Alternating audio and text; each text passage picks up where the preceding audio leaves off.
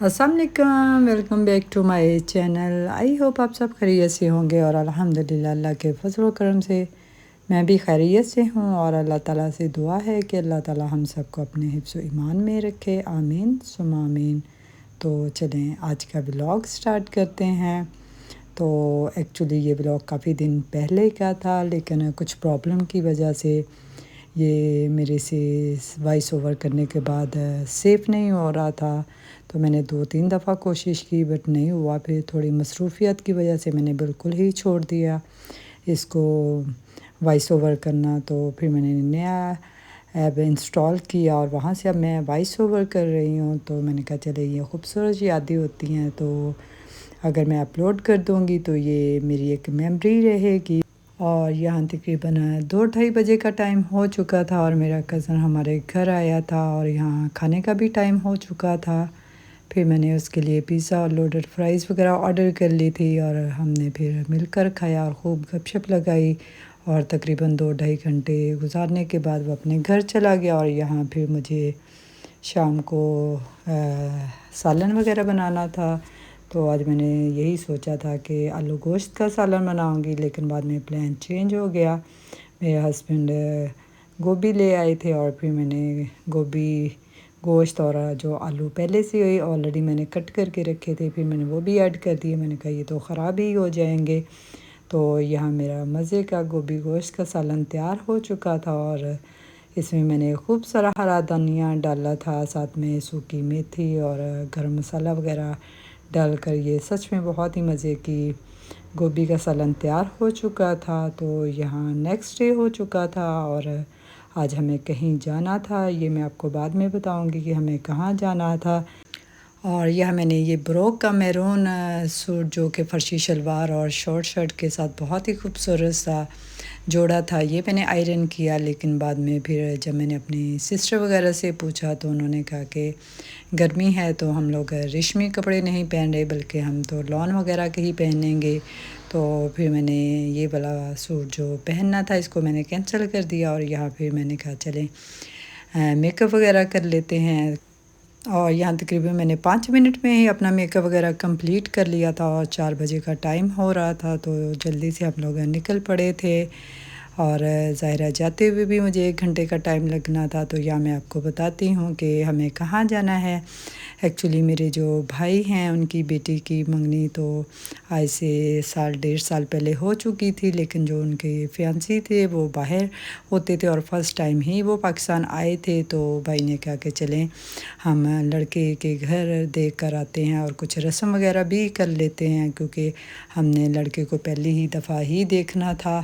तो एक तरह की मंगने की रस्म कह सकते हैं, बट हम लोग बहुत ज़्यादा नहीं थे, बस हमारी फैमिली मेम्बर्स घर वाले ही थे, यानी कि भाई और हम सारी सिस्टर वगैरह थी।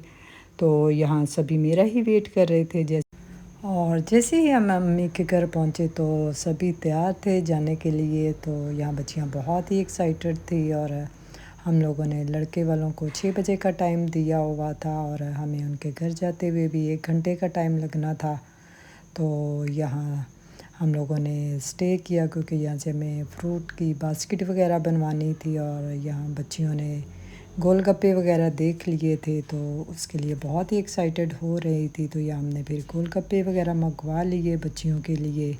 यहाँ सब बच्चियों ने मिलकर गोलगप्पे वगैरह एंजॉय किए और उतनी देर में ही हमारी बास्केट वगैरह तैयार फ्रूट्स की हो गई थी। और जस्ट जैसे ही हम लोगों ने बास्केट वगैरह अपनी पिक की तो उसके 5 मिनट के ही मसाफत पर लड़के वालों का घर था। तो यहाँ हम लोग उनके घर पहुँच चुके थे और उन्होंने बहुत अच्छे से हमारा इस्तकबाल किया और बहुत अच्छा लगा उनसे मिलकर। तो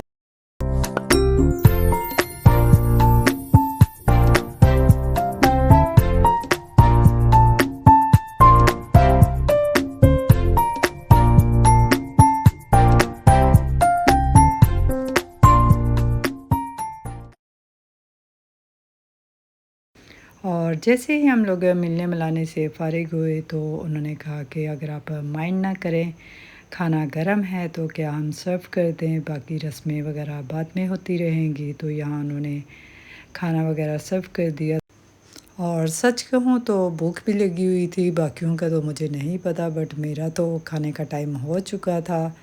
तो यहाँ उन्होंने काफ़ी मज़े का खाना बनाया था, स्पेशली इनकी दोनों कढ़ाइयाँ, जो कि एक मटन की थी और एक वाइट कढ़ाई थी, जो कि सच में इतनी मज़े की और टेस्टी थी कि इससे पहले मैंने कभी भी नहीं खाई। या स्पेशली मेरे साथ ये प्रॉब्लम होता है कि मुझे अपने हाथ का खाना इतना मज़े का नहीं लगता, कहीं जाकर खाऊं तो वो ज़्यादा मज़े का लगता है। बट भूख थी तो खूब खाना एंजॉय किया। फिर इसके बाद हम लोगों ने जो लड़के के गिफ्ट वगैरह लेकर आए थे वो उसको दिए, और क्योंकि इसमें जूते वगैरह भी थे वो भी चेक करवाए कि साइज़ चेक कर लो, कहीं कोई छोटा है तो फिर हम एक्सचेंज कर सकते हैं, क्योंकि इसके एक ही वीक के बाद निकाह का भी फंक्शन था, तो इसलिए हमने कहा कि अभी चेक कर लें, तो अगर छोटा है तो हम साथ में ले जाएंगे।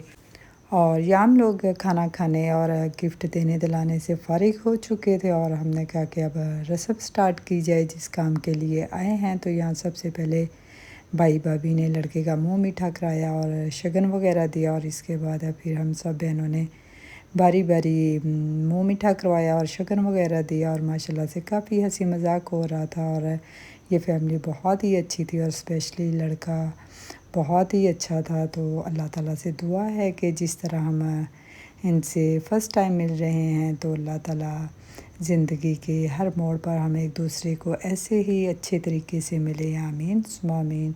तो यहाँ रस्म से फ़ारिग होने के बाद फिर हम लोग घर आ गए थे, और घर आकर भाई की बेटी ने बहुत ही मज़े की चाय वगैरह बना कर दी थी, और यहाँ साथ में डिस्कशन वगैरह चल रहा था कि निकाह पर क्या करना है और क्या मामलात हैं। तो यहाँ इसके बाद फिर उन्होंने डांस प्रैक्टिस बच्चियों ने करनी थी, तो हम लोग बाहर आ गए। और मेरी जो भाई की बेटी है, एक बहुत ही अच्छा आर्ट वर्क करती है, कहती है चलिए पप्पू मैं आपको अपना आर्ट वर्क दिखाती हूँ। तो यहाँ माशाल्लाह से उसने बहुत ही अच्छा आर्ट वर्क वगैरह किया हुआ था।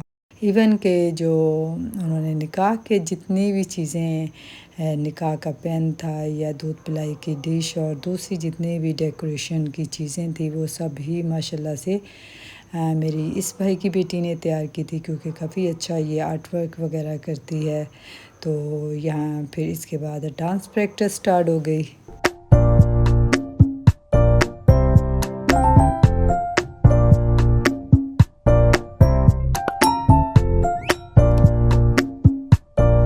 और पूरी रात ही हम लोग एंजॉय करते रहे, और फिर अर्ली मॉर्निंग ही हम लोग अपने घर के लिए निकल चुके थे। तो आई होप आप लोगों को मेरा ब्लॉग पसंद आया होगा। अल्लाह हाफिज़।